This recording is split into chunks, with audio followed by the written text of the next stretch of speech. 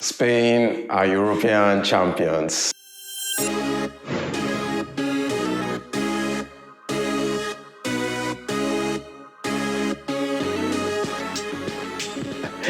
You're welcome once again to the other side of the bridge. And finally, the European Championship comes to an end and Spain defeated England 2-1. Wow. I don't know whether to be happy or sad, but whichever way, man, come on. Two of our Chelsea boys, or rather, one of our Chelsea boys actually won a European Championship, and it's been outstanding throughout this championship, to be honest, and that is no other person than Cucurrella. It was a beautiful battle between two wonderful teams that made their way to the final through different routes. England went through the easy route while Spain had to defeat some big wigs in order for them to get to the finals. And today, I think the best team of the tournament actually won this final, which is Spain. And their records have been outstanding. 7 wins out of 7. They won all their matches and scored the highest number of goals. I think in the defensive stack, I think they're about second or third, least number of goals conceded. And their team from defense all the way to the attacking position, they were a well-balanced team compared to the English team that was kind of lopsided. They had lots of issues trying to plug some holes, but Spain did very well, and really, they are, worthy champions. They played 7 matches, like I said. England also played 7 matches. They won 4, they drew 2, and they lost 1, which was the most important one, the finals. Rodri, player of the tournament. I mean, he's been outstanding in this tournament. I mean, he replicated what we see in the Premiership, what he does with Man City. He brought it out in full. Thumbs up to Rodri. He really, really did well for his team. It was an open match. England, they have a way of, retreating back to the shell after they scored. Spain actually scored first through Nico Williams, and it was an assist from Yamal, the 16-year-old, or rather the 17-year-old. He turned 17 on Saturday. And he gave an assist to another wonderful player. I actually thought he would win player of the tournament, which is Nico Williams. And a beautiful goal. He beats Pickford with a nice low shot, and he could really do nothing about it. After that, England made a couple of substitutions. They brought in our one and only Cole Palmer, and Cole Palmer doesn't disappoint every time he comes in, and he scored an excellent goal. Very beautiful interchange, between Saka to Bellingham. Bellingham released the ball to him, and from the edge of the box, 18, a low shot, which got a slight deflection, but hey, it was a wonderful hit, and Palmer gave them the equalizer. There was some controversy, or rather not really a controversy, because the second goal from Spain came towards the dying end of the 90 minutes, and it was from, his name is Oyarzabal. Yeah, Oyarzabal got substituted for Morata, and I actually thought it was a weird substitution because Morata was, keeping stones and Guedes very, very busy. And but he came in and he did what the coach actually expected from him, and he gave them the winner. And it was an assist from our boy Cucurrella. Cucurrella did excellently well. He held on to Saka like glue. I wouldn't say he had Saka in his pocket, but he actually did very well against Saka. We all know how dangerous Saka can be on the wing, but Cucurrella did excellently well.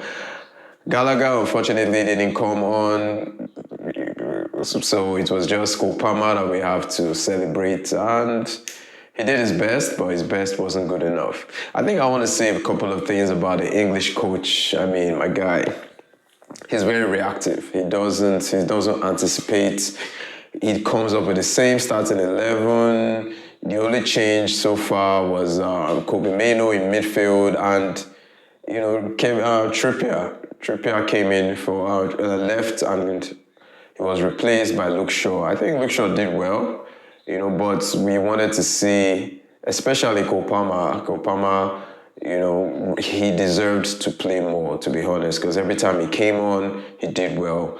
He gave the assist to Oli Watkins in the last game, and I kind of knew, I didn't expect, I knew that the coach wasn't going to bring him probably until towards the later part of the match, which he actually did. It's a mishit for England. They were really, really expecting for football to come home once again, but unfortunately, football went to Spain, and England players are going home. It's been an encouraging tournament. I think it's the last tournament for the English coach, Gareth Southgate. He's been there for like 4 tournaments. It's been the same problem every time. Tactically, he's a little bit, naive tactically. He's not really, really that good. And he has been found out a couple of times, most especially in the finals when it matters most. Probably it will be his last tournament. There have been rumors about Jurgen Klopp taking over, about even Frank Lampard taking over the English side. And let's see how it goes. I know English players are very, very good. They have a lot of, very, very excellent players, and they just need that coach to fit them, very well like glue. The winning goal that Ozabal made, I'm very sure if it was in the Premiership, that goal would have been ruled off. But this semi-automated system, I think, is something that the English FA needs to consider bringing into the Premiership, even UEFA, because it's very, very quick and very, very accurate. There's no need to draw lines or trying to find out how many centimeters or millimeters of the foot is, offside or not. This straight up, it didn't even take up to 10, 20 seconds for them to actually decide that it was a goal, it was a clean goal. And it's a welcome development. I wish and I really hope the English FA brings it in to their, play. Hurricane. This is not the Hurricane we know. Maybe injuries towards the tail end of the season. There have been complaints about his fitness. But he had 3 goals. I think there are so many players on 3 goals. Musiala, Odo, Hurricanes. There were like 6 of them on 3 goals. But guess who the player, or rather, guess who the highest goal scorer is? Our man, OG. You know who OG is? Ongo had 10 goals. And Chelsea is looking for a striker. I think they could actually try and sign OG, because OG has been phenomenal in this tournament. Bellingham didn't really do enough for England. I think he could play better. Maybe he was tired. So many matches for Real Madrid. He won the Champions League. But I think winning the Euros with his country would have been a crowning moment, for him. He's had a phenomenal year. But he didn't really do as much, apart from the spectacular goal he scored, in the quarterfinal. Was it the round of 16? Can't remember now. He had a very lukewarm tournament, and there were cries for him to be replaced, maybe by the likes of Cole Palmer, and bring Foden into that natural 10, but he's still young. He still has a lot of tournaments to go, and hopefully, he improves. So, congratulations to Spain once again. They've been excellent. Spain had a lot of years full of heartbreak. They were perennial underachievers under the likes of Raul, Zubi Zareta. They lost tournaments back to back. But from 2008, they have been on this upward trajectory. They won the Euros in 2008. They won the World Cup. In fact, they've won, I think, about 4 out of the past 6 or 7 Euros. I can't recall. But they've been doing very well, and congratulations to them once again. So that's all from me from this side of the bridge.